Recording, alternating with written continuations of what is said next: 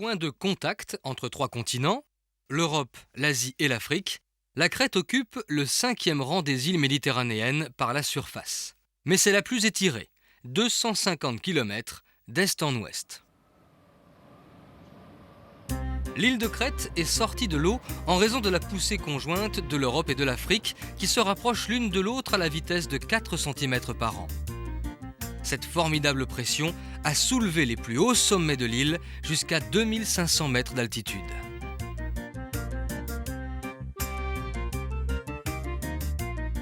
La présence humaine est attestée en Crète depuis plus de 8000 ans, avec des conséquences inévitables sur le paysage. Les vastes forêts de cèdres ont disparu et ont cédé la place aux cultures typiques du bassin méditerranéen, l'olivier et la vigne. Quand le sol est trop ingrat, il se couvre d'une maigre végétation broussailleuse, la garrigue. En Crète, le visiteur évolue de mythe en légende. Mi-homme, mi-taureau, le Minotaure rôdait dans les couloirs interminables du labyrinthe construit par l'architecte Dédale. Pour échapper à cette prison, ne restait que la voie des airs. Elle fut suivie par le fils de Dédale, Icare. La mythologie grecque a localisé sur l'île nombre de ces épisodes, et de grandes puissances y ont laissé leur marque, comme la République de Venise ou l'Empire ottoman contre lesquels le peuple crétois s'est levé. Sous régime grec depuis 1913, la population crétoise reflète la diversité de ses composantes et de ses origines. Outre la langue, la religion orthodoxe constitue un large dénominateur commun.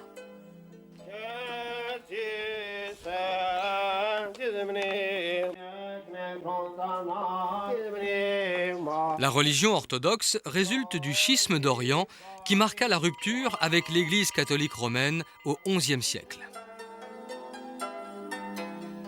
L'agriculture impose sa géométrie à la terre depuis des millénaires. Elle représente aujourd'hui encore l'une des principales sources de revenus de l'île.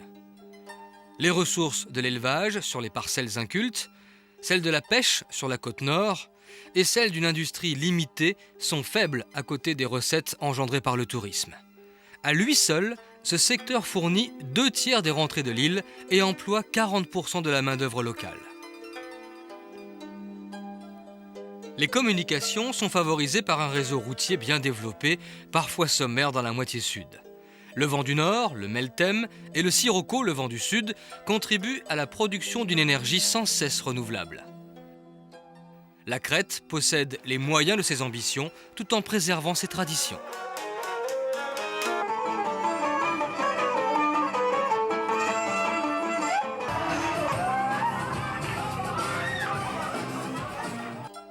Le développement touristique, celui des infrastructures et la tentation d'attirer toujours plus de visiteurs représentent un risque pour la qualité de la vie en certains endroits. L'expansion de la capitale régionale, Héraclion, est symptomatique. En quelques années, cette ville de plus de 100 000 habitants est devenue la 5e de Grèce et son port compte parmi les plus actifs de toute la Méditerranée par le nombre des passagers qui y transitent.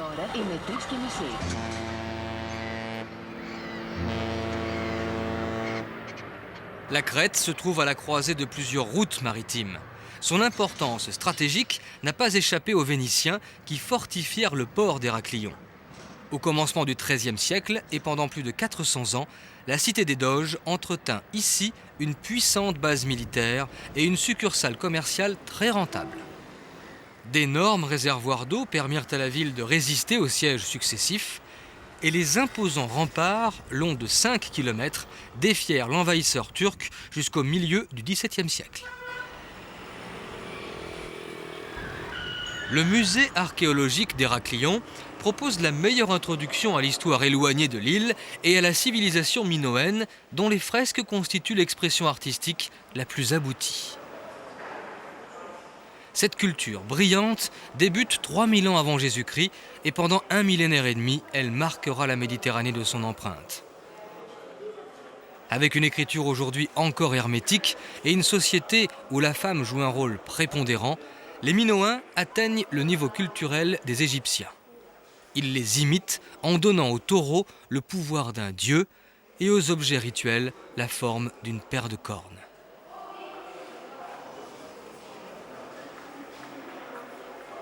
Les Minoens empruntent leur nom au légendaire roi Minos. Par leur culte des morts et par l'unité de leur civilisation placée sous la symbolique de la double hache, ils représentent, à n'en pas douter, un des temps forts de toute l'Antiquité méditerranéenne.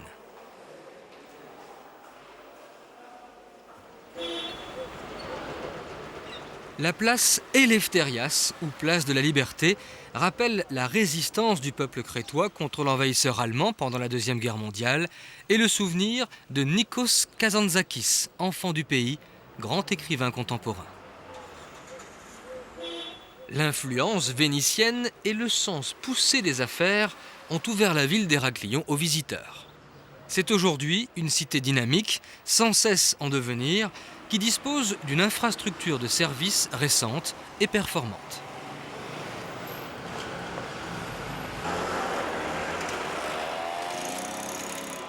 Au fabuleux témoignage de son passé, la ville a pu ajouter les nouveaux signes extérieurs de la richesse. La fontaine Morosini est ornée par 4 lions de Saint-Marc, patron de Venise. Elle fut commandée au XVIIe siècle par un gouverneur vénitien.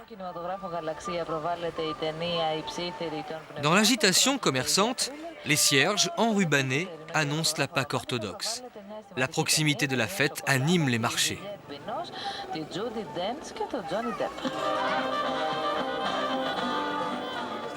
Haricots et olives, feuilles de vigne farcies et fromage de chèvre, les productions locales occupent le haut du panier.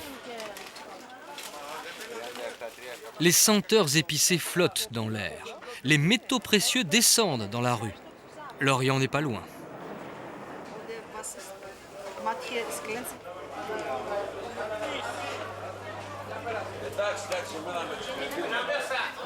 Dans la rue du 25 août, les nombreux établissements bancaires bénéficient du voisinage immédiat des marchés financiers du Proche-Orient. Certains capitaux profitent aussi à la réhabilitation des plus beaux édifices. C'est le cas de la Loggia, un magnifique bâtiment où se réunissait l'aristocratie vénitienne. Le sanctuaire consacré à Saint Titus fut une église catholique, puis une mosquée, avant de devenir église orthodoxe. Le célèbre peintre El Greco est né à Héraklion au milieu du XVIe siècle. Il y a passé les 25 premières années de son existence. L'artiste fera une partie de ses études dans l'ancien monastère dédié à Sainte Catherine avant de rejoindre son maître à Venise. La cathédrale Agios Minas ne date que du XIXe siècle. L'édifice représente l'alpha et l'oméga pour de nombreux Crétois car il abrite le siège du métropolite, l'archevêque orthodoxe. La cathédrale est la plus vaste de toute la Grèce. À l'heure des offices, elle peut accueillir jusqu'à 8000 fidèles.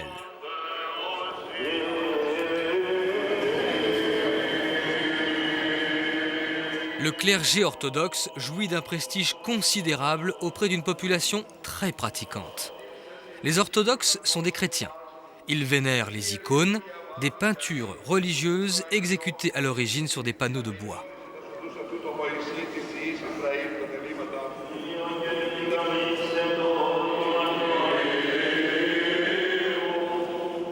La Pâque orthodoxe est un sommet dans le calendrier crétois.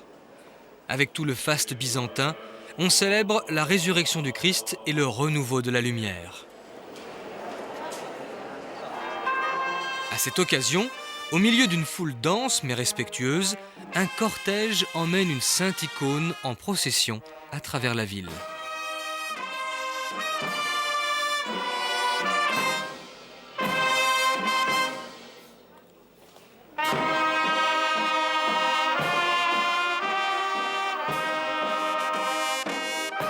Toutes les composantes de la société crétoise, qu'elles soient religieuses, militaires ou civiles, sont associées à travers une célébration au large retentissement populaire.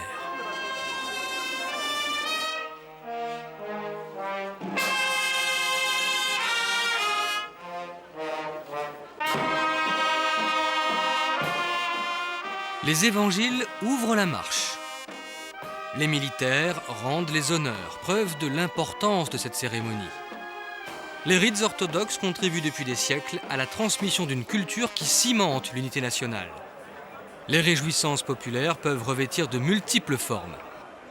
L'Orient voisin leur donne une inspiration particulière dans les senteurs de la viande grillée ou dans les rythmes lancinants des danses.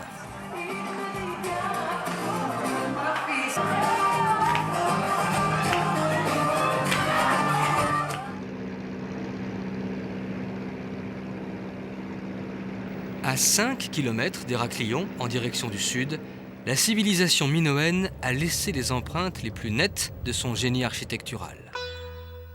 Ces vestiges furent localisés et inventoriés en 1900 par un archéologue anglais, Arthur Evans.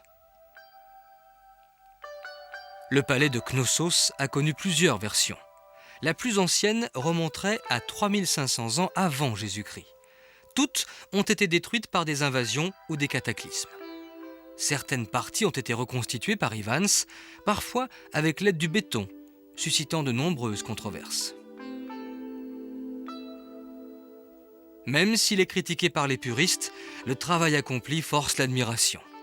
À travers les fresques, le visiteur se familiarise avec le mode de vie des Minoens, leur goût pour la tauromachie ou la vie quotidienne au palais.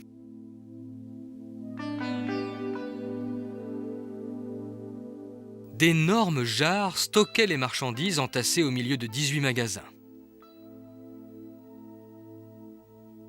Des caniveaux en pierre formaient un réseau d'égouts unique en Europe à l'époque.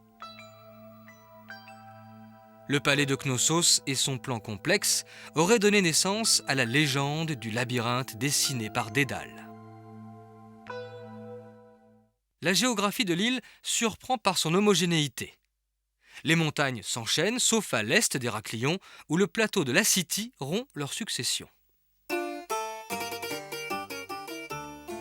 En se dirigeant vers l'est, le bocage crétois déroule un étonnant patchwork agricole. Dans cette région, le paysage rural révèle toutes ses richesses, mais aussi toutes ses limites. Partout où le terrain s'y prête, les arbres fruitiers ont pris pied.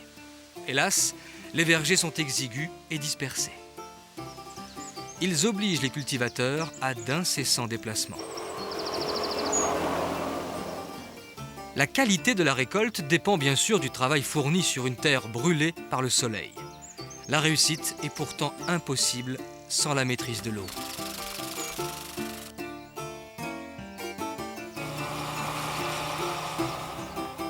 Au centre de la partie orientale de l'île, le plateau de Lassithi s'étend sur une dizaine de kilomètres. Son altitude moyenne ne dépasse pas 850 mètres, mais de hautes montagnes l'encadrent sévèrement.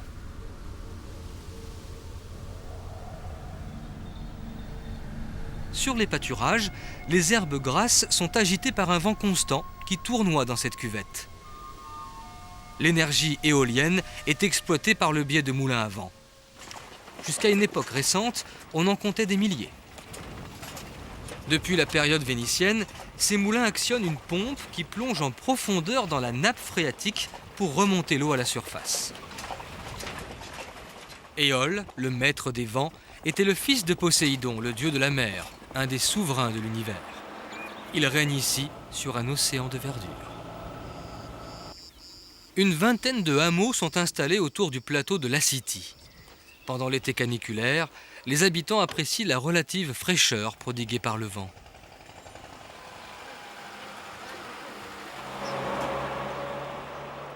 Le plateau de Lassithi forme une sorte d'oasis. Dès qu'on s'en éloigne, le paysage retrouve son austère aridité. Il faut gagner la côte nord toute proche pour retrouver des lieux habités qui s'y rassemblent depuis les origines. C'est la façade tournée vers la Grèce continentale, distante de 150 km seulement à vol d'oiseau.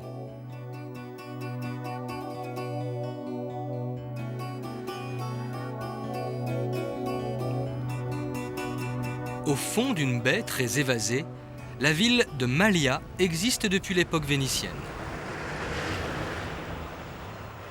Aujourd'hui, La localité s'est fait une spécialité de la vie au grand air en misant sur quelques belles plages dont l'aspect naturel a été préservé. Mais ici aussi, la croissance urbaine est difficile à contenir.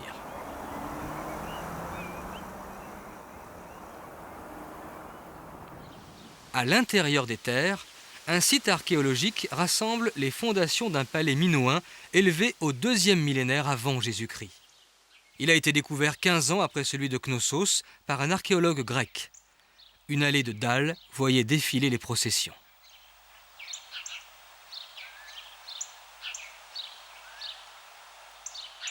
Le palais de Malia aurait appartenu aux frères du roi Minos. La richesse du site de Malia justifie la poursuite des fouilles menées depuis 1922 par l'école archéologique française d'Athènes. La fonction de certaines salles est aujourd'hui encore méconnue. Au nord-est, le sol dénudé n'oppose aucune résistance à l'érosion qui lacère la côte de cruelles entailles.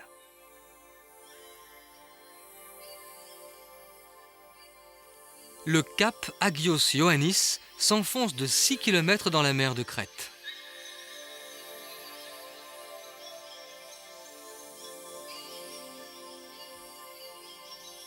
Après avoir passé le cap, la côte bifurque sèchement vers le sud en longeant l'île de Spinalonga. La forteresse vénitienne y hébergeait la dernière léproserie d'Europe jusqu'en 1957. À l'abri, derrière la presqu'île de Spinalonga, le petit port d'Elunda accueille de nombreux bateaux en provenance des autres îles grecques au sud de la mer Égée, Santorin ou Rhodes.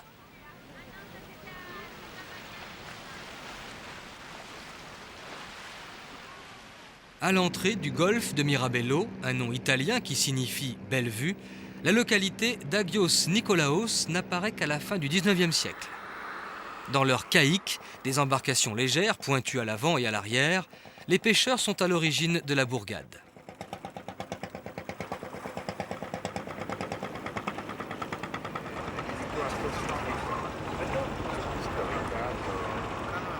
Le petit port de pêche est relié par un canal minuscule à un lac intérieur dont la profondeur atteint plus de 60 mètres. La ville s'est développée à partir de son périmètre.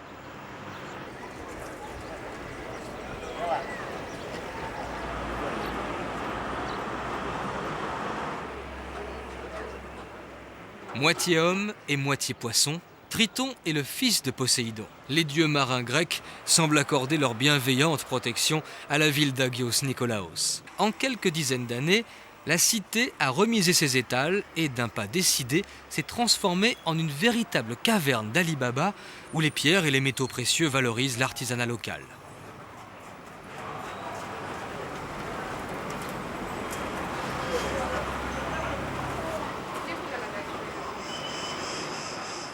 Même le clergé s'adonne quelquefois à l'artisanat.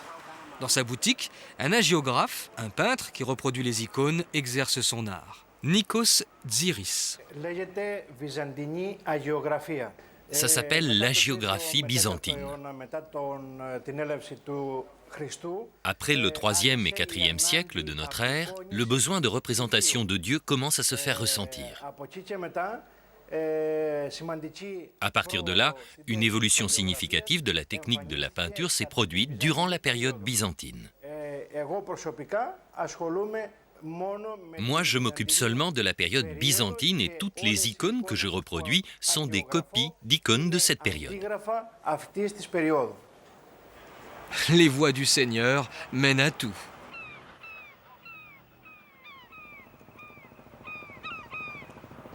Sur le chemin du salut, la route peut faire un détour par le village de Kritsa, niché sur les pentes du mont Dictée à 300 mètres d'altitude.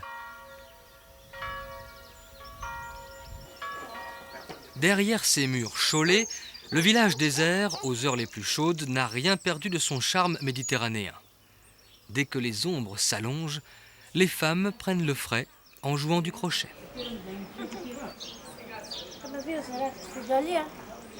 Leur broderie étale un savoir-faire ancestral, diffusé bien au-delà du village.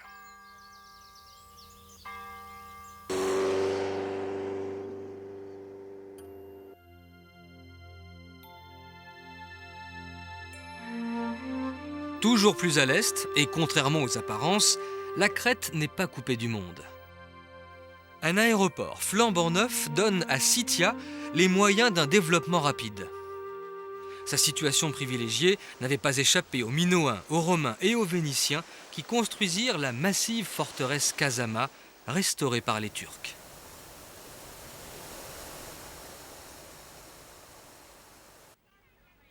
Adossée à un amphithéâtre naturel, la ville de Scythia a été détruite lors de la conquête turque.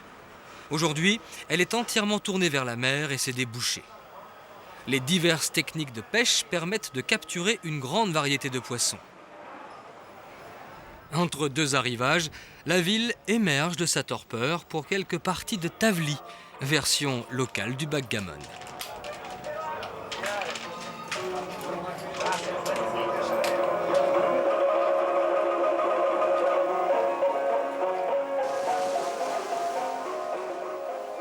Sur un promontoire imprenable, le monastère fortifié de Toplu remonte au XIVe siècle. Il dresse son clocher derrière des murs hauts de 10 mètres dans lesquels s'ouvrent les cellules monacales. Les Vénitiens lui avaient assigné un rôle défensif, sans le priver de son élégance, voire même d'un incontestable raffinement.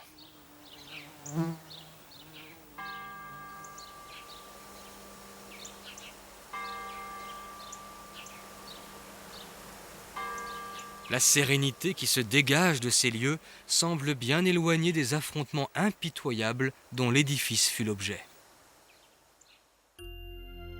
Sur l'étroite façade est, la côte déroule 50 km à peine d'une terre où la végétation se fait de plus en plus rare.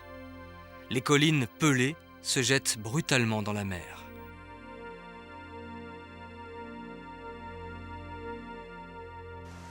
Quelques plages assurent la transition entre l'élément liquide et ce monde minéral inhospitalier. La plage de Vaï offre une belle exception, tout échevelée de palmiers, qui porte le nom du grec Théophraste, le fondateur de la botanique au IVe siècle avant Jésus-Christ. À l'extrémité orientale de l'île, la roche prend des nuances martiennes, rouges et ocre. Le travail de l'érosion semble inachevé sur la grève désertique.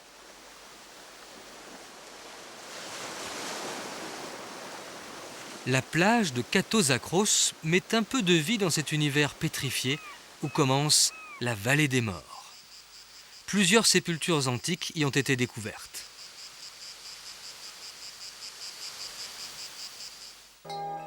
La côte sud-est est baignée par la mer de Libye. Elle ouvre sur le continent africain distant de 300 km à peine. Dans leur profil géographique, rien ne distingue les rivages crétois et maghrébins.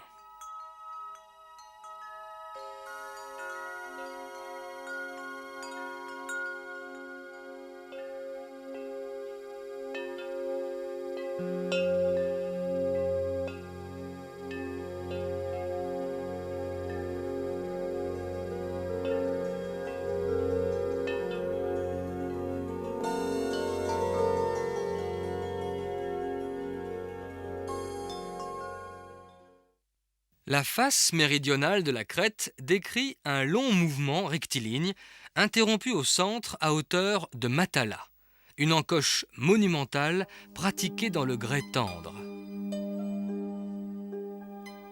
Levée dans une courbe parfaite, la plage de Matala a connu son heure de gloire à la fin des années 1960, à l'époque où les hippies en avaient fait une étape importante sur la route de Katmandou. Pour se loger, les jeunes gens se réfugiaient dans des excavations de la falaise, des anciens tombeaux romains creusés au 1er siècle après Jésus-Christ.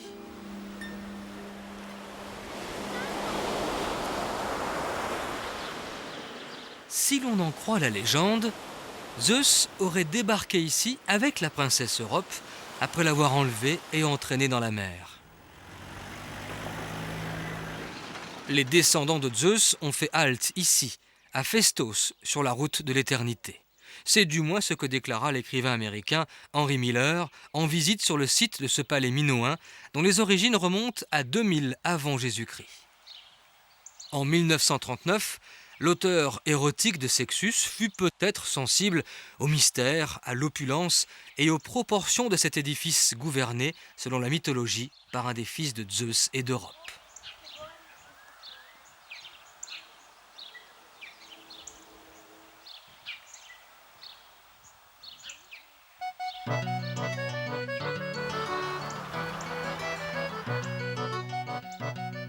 Au plus profond du golfe de Messara, détouré par la mer de Libye, la localité d'Agia Galini s'est longtemps contentée de son petit port de pêche. Aujourd'hui, Agia Galini est devenue une authentique station balnéaire, répondant à toutes les attentes des nombreux visiteurs.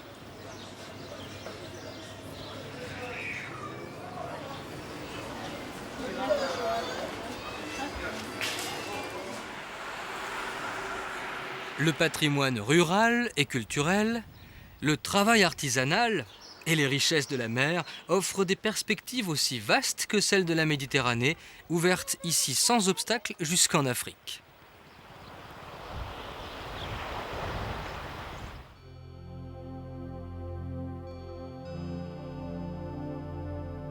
Vers l'ouest, la côte se dépouille encore un peu plus de sa couverture végétale.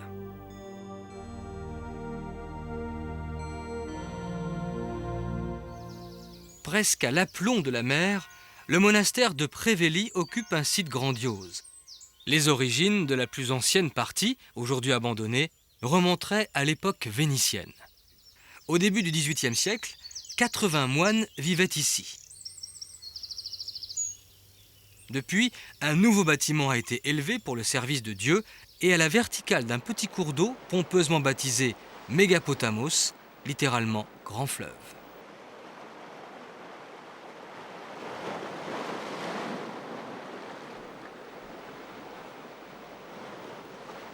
Plus à l'ouest, au creux d'une baie harmonieuse, le petit village de Plakias est devenu en quelques années un lieu de séjour réputé sur tout le littoral sud. Et les oies locales accueillent à leur manière les nouveaux visiteurs.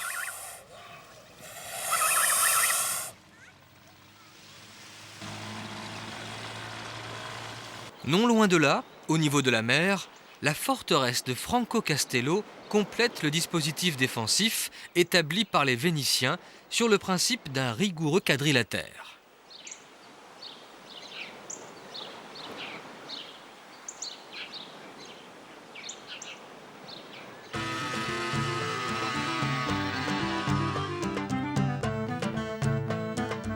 Toujours plus à l'ouest, Horace Fakion s'agrippe à la roche au-dessus d'une plage confidentielle.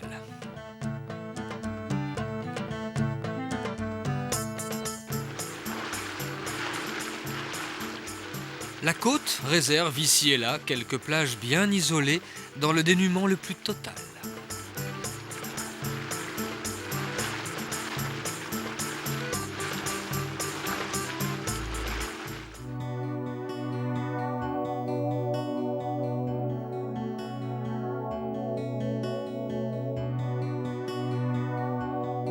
Sur le dernier quart du littoral sud, les falaises viennent heurter le regard de front.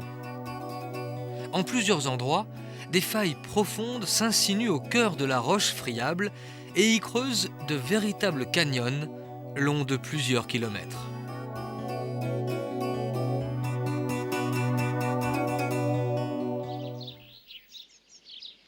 Le plus impressionnant de ces phénomènes, les gorges de Samaria, qui descendent vers la mer au terme d'un parcours de 16 km.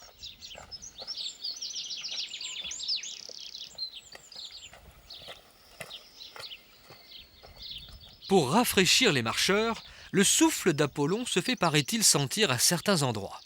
Le dieu de la beauté y serait passé, accompagné d'une jolie nymphe. Question beauté, la nature s'est ici surpassée. À l'arrière-plan, les Lefs Kaori, les montagnes blanches, culminent à près de 2500 mètres.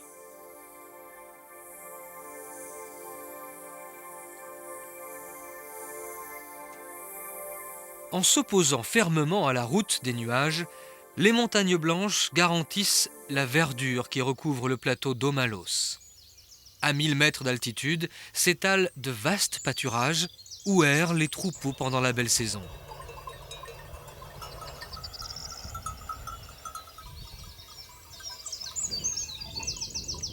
La tonte des moutons s'effectue en 2 temps. Maintenant, nous sommes allés à la montagne pour tondre les moutons. Au mois de mars et avril, nous avons déjà fait une partie de la tonte. La suite, nous la faisons maintenant. On les tond en 2 fois pour leur laisser une protection contre le froid. Avec la chèvre, le mouton est une des 2 composantes de l'élevage crétois, en l'absence totale de bovidés.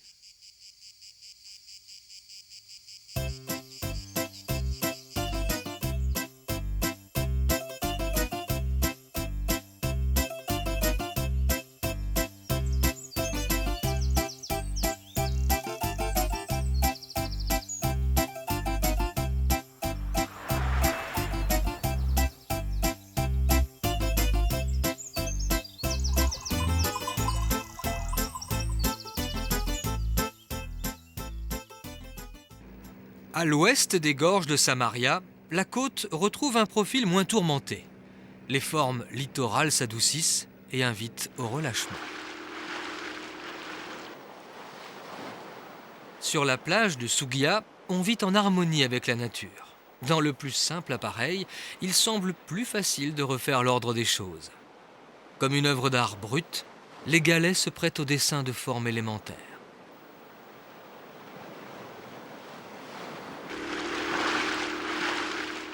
Non loin de là, apparaissent dans le maquis de Lissos les ruines du temple dédié au dieu Asclépios, considéré comme le père de la médecine parce qu'il possédait le secret des herbes médicinales. Une minuscule chapelle éclaire les murs de ces icônes. Dans la lumière contrastée, quelques vestiges d'un temple romain complètent le site qui dominait un port de mer antique.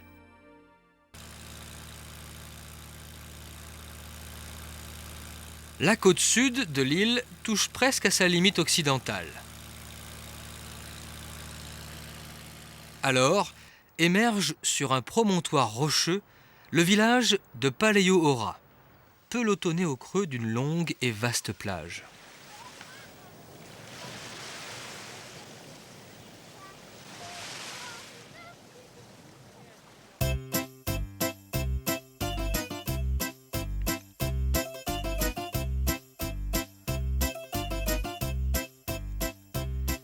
L'île d'Ela Phoenicie marque l'extrémité ouest de la Crète en se maintenant à peine à la surface de l'eau.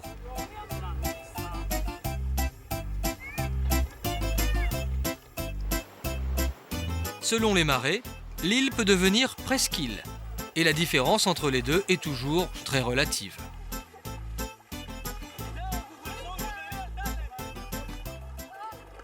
À 35 mètres au-dessus du niveau de la mer, la dénivellation est beaucoup plus nette vue du monastère Chrysos Kalitissa, qui de tout temps fut un havre pour les naufragés. Une cloison sépare le clergé des fidèles et supporte les icônes. En reconnaissance des grâces reçues, les murs s'enrichissent de nombreux ex-voto.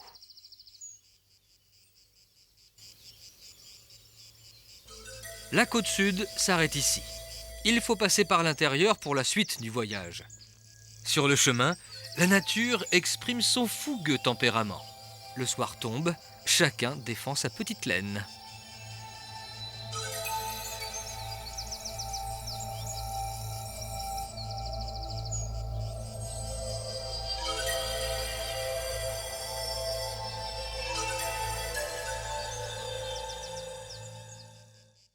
Dans sa partie occidentale, l'île se rétrécit nettement.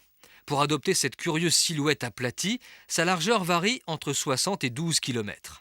À l'extrême nord-ouest, la presqu'île de Gramvoussa mord profondément sur la mer.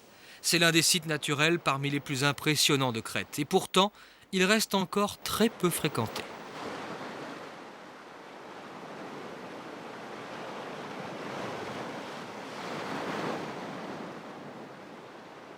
Construite à l'origine au bord de l'eau, l'ancienne cité de Falasarna se retrouve aujourd'hui à 400 mètres du rivage, car la côte s'est soulevée considérablement depuis la période de sa fondation, au VIe siècle avant Jésus-Christ.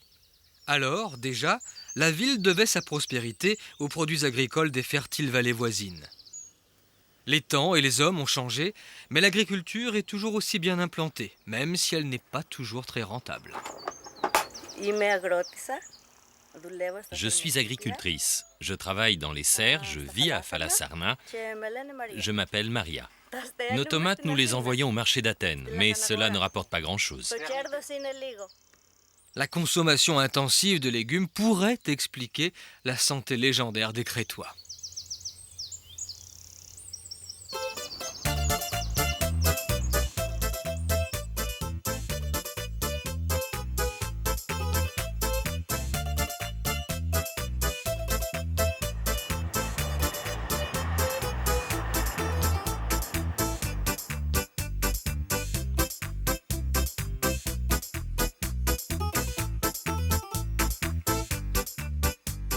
Au nord-ouest de l'île, partout où le relief le permet, le domaine rural est sillonné de nombreuses voies de communication.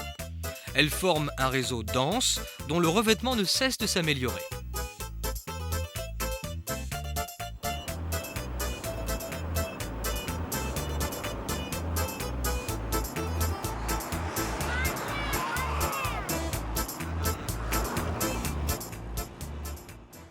Ania, l'ancienne capitale crétoise, a porté différents noms.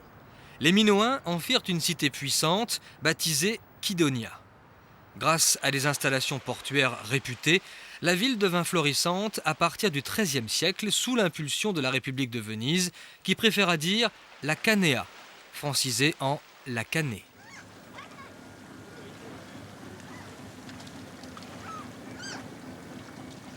Au XVIIe siècle, les Turcs choisiront de l'appeler Kania. Et aujourd'hui, il n'y a plus vraiment de débat.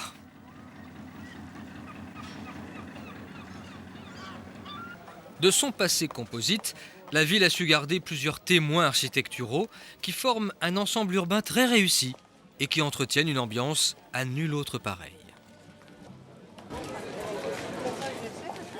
Quelle que soit la saison, les ressources vivrières de l'arrière-pays abondent sur les étals.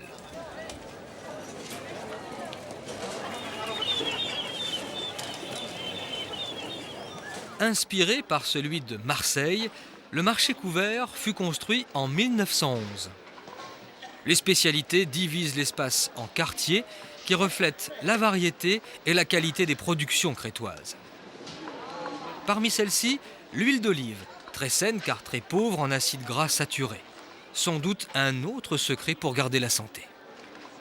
Dans ces conditions, les recettes foisonnent. C'est une recette plaki, avec du poisson galéos. Ici, c'est du porc aux oignons, recette stifado. On a aussi du ragoût avec des courgettes et de la viande. Et là, il y a des tripes préparées à la patsas. Un plat qui a beaucoup de succès. Pour certains, Ania est la plus belle ville de Crète. C'est probablement celle qui réalise la meilleure synthèse de toutes ces cultures. Au nord-est de la ville, la péninsule d'Akrotiri abrite plusieurs monastères. Celui d'Agia Triada est consacré à la Sainte Trinité et son architecture classique se trouve dans un remarquable état de conservation.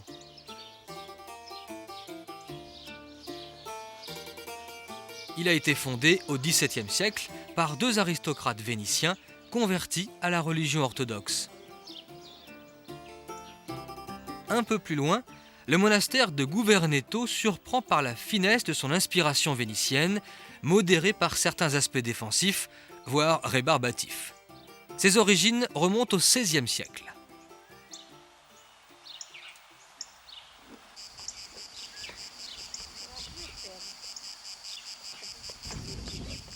En contrebas, un sentier mène à la grotte de Catholico, où des ermites fondèrent au XIIe siècle le premier monastère de Crète. Saint Jean l'Ermite y passa les dernières années de sa vie.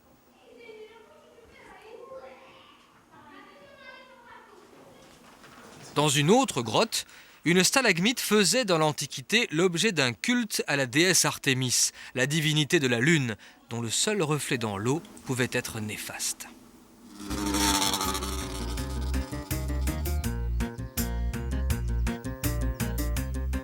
Si l'on tourne le dos à la péninsule, direction sud, on aperçoit de temps à autre un village isolé, dont les maisons s'intègrent au milieu naturel en épousant les courbes de niveau.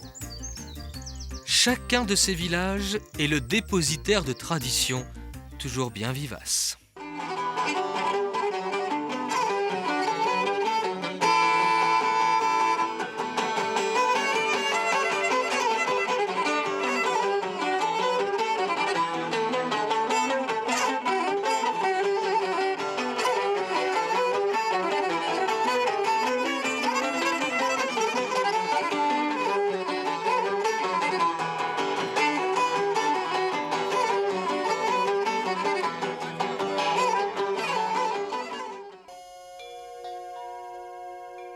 Sur la côte nord, en direction de l'est, la domination de l'agriculture n'est qu'apparente. En effet, un tiers à peine du territoire crétois est cultivé lorsque le relief le permet. À mi-chemin entre Ania et Héraclion, la ville de Réthymnon doit elle aussi son existence à un très ancien port. Une fois de plus, ce sont les Vénitiens qui vont donner à la cité son essor en l'ouvrant au commerce maritime et en dynamisant les échanges.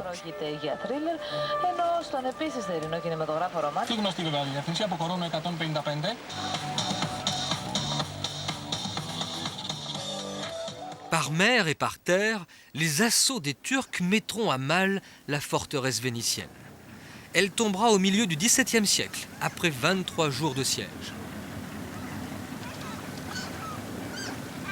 La ville opère la fusion des styles, les toits-terrasses méditerranéens, les hauts minarets ottomans et les balcons fermés byzantins. L'histoire urbaine donne à Réthymnon la chaleur et la saveur de son pain quotidien.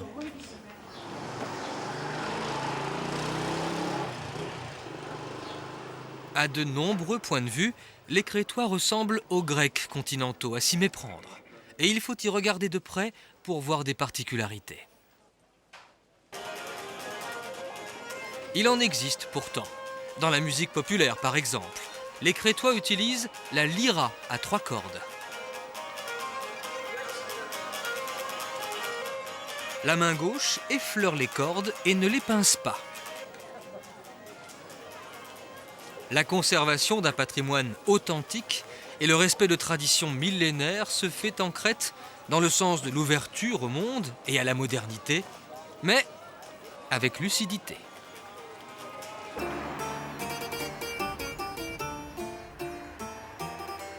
Même dans les campagnes les plus reculées, chaque village possède son cafénion, un troquet, nombril du monde.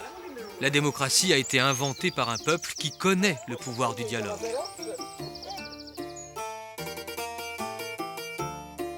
Le lac de Cournas, près de la côte nord, est un des 2 seuls lacs d'eau douce de toute la Crète. Selon la saison et la végétation, l'eau peut changer de couleur.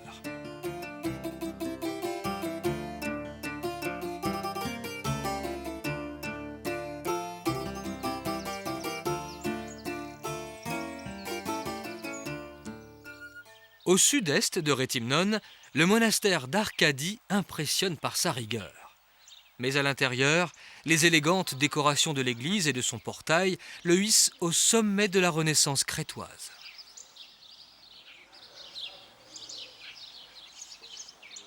L'austérité des lieux est renforcée par un épisode tragique de la résistance crétoise à l'envahisseur turc au milieu du XIXe siècle. Derrière ces murs épais, 1 millier de femmes et d'enfants se réfugièrent pour échapper aux exactions de l'armée ottomane. Plutôt que de subir les outrages de la défaite, ils préférèrent mourir en faisant sauter la poudrière dissimulée dans le monastère. Le mont Ida est le lieu légendaire qui a vu naître Zeus. Les citronniers et les oliviers faisaient déjà sans doute partie du décor, car leur culture est bien antérieure à notre ère. Le massif est fréquenté l'été par les bergers qui aiment poser devant leur koumoï, petite maison faite de pierres brutes qui sert d'habitation saisonnière. Sur le versant nord du mont, le village d'Anogia fut un foyer de résistance à la barbarie nazie. À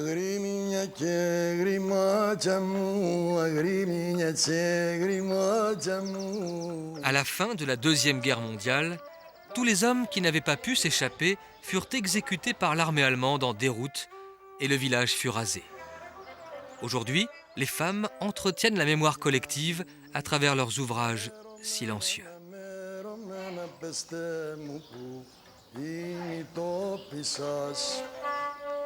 En signe de deuil, celui d'une liberté souvent perdue, le noir domine dans le costume traditionnel crétois. Le filet noir noué en foulard autour du front est un signe de ralliement, comme celui que portait le révolutionnaire Bolanis.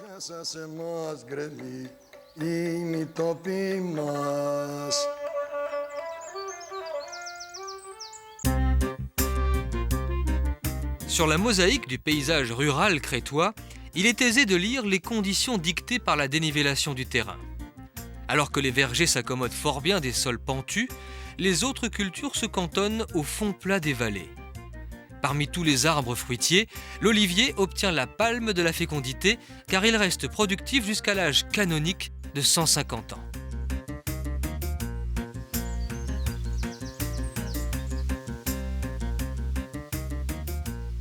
Au sommet d'une colline, le monastère Agia Irini a connu une histoire tragique. L'higoumène, la mère supérieure, raconte. C'était un monastère d'hommes. Ici, en 1821, les Turcs ont exécuté 33 moines. C'est le monastère du martyr de Sainte-Irène que nous habitons et que nous restaurons depuis 60 ans.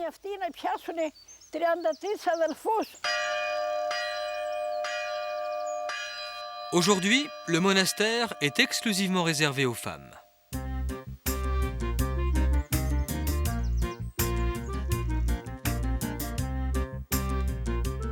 Partout où il peut prendre de la vitesse, le vent se lève et s'engouffre entre les plateaux de la partie centrale. Qu'il souffle le frais de la mer Égée ou le chaud du Sahara, il est intercepté par de nombreuses éoliennes, source d'une énergie inépuisable. L'Union européenne, dont la Grèce fait partie depuis 1981, a financé plusieurs de ces installations.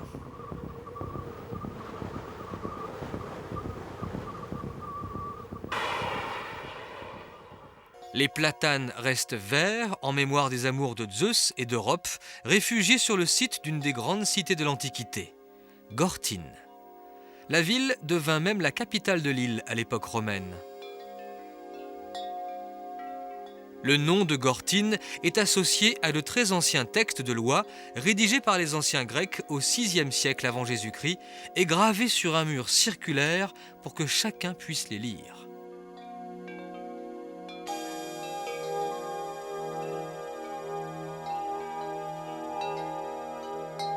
Toutes les ruines qui subsistent sur le site appartiennent à l'époque romaine, période où la ville connut l'apogée de sa prospérité. C'est le cas des ruines de l'Odéon, un édifice consacré à la musique. Aujourd'hui, partout dans l'île, le feu sacré qui anime les Crétois est alimenté par les traditions, le folklore et les légendes.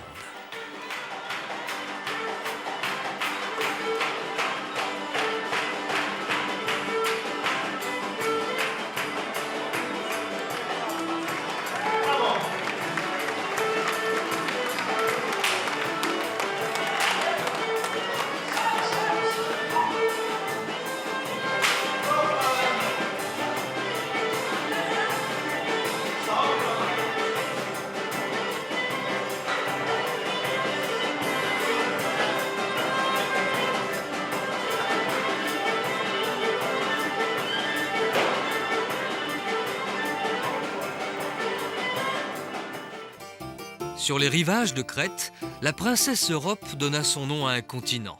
Europe signifiait jaillissement de l'aurore. En Crète, souvent, légende et réalité ne font qu'une.